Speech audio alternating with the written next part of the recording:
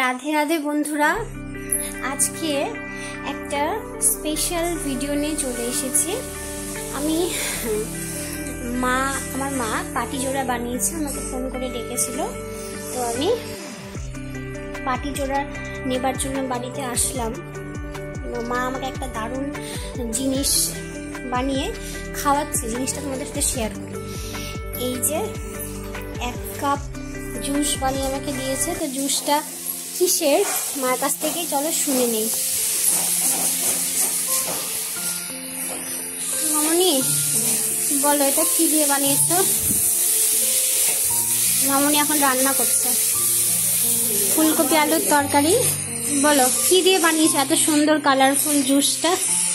গাজর, আমলকি, আদা, 1 চামচ হলুদ, ভাজা জিরার গুঁড়া আর বিট লবণ। বাহ, এটা খেলে কি হবে?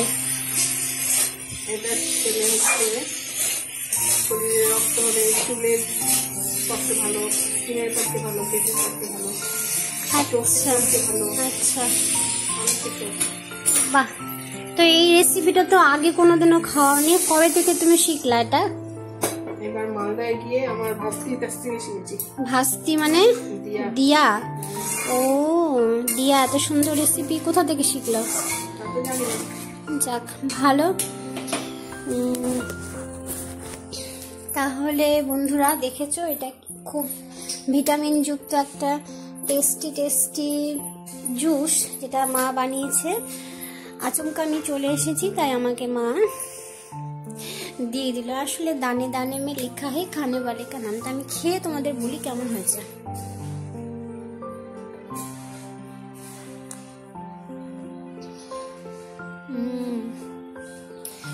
একটু অন্যরকম টেস্ট, নোনতা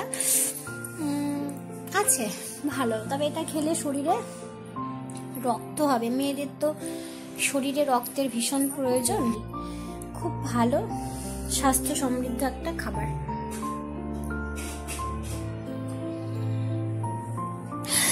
এখন যেহেতু ঠান্ডার দিন, জুসটা ঠান্ডা লাগছে, কিন্তু এটা গরমের দিনে খেলে কিন্তু হেভি লাগবে।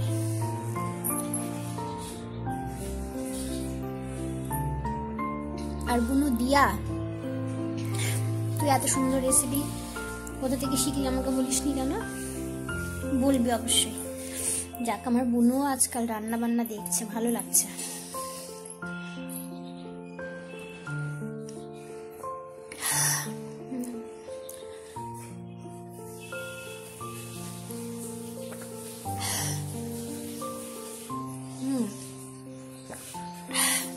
শেষ করে ফেললাম, ভালোই লাগলো। তো বাড়িতে তোমরাও বানিয়ে খাবে অবশ্যই, স্বাস্থ্যের পক্ষে খুব ভালো। তাহলে আমার আজকে এই মিনি ভ্লগ এখানে শেষ করছি।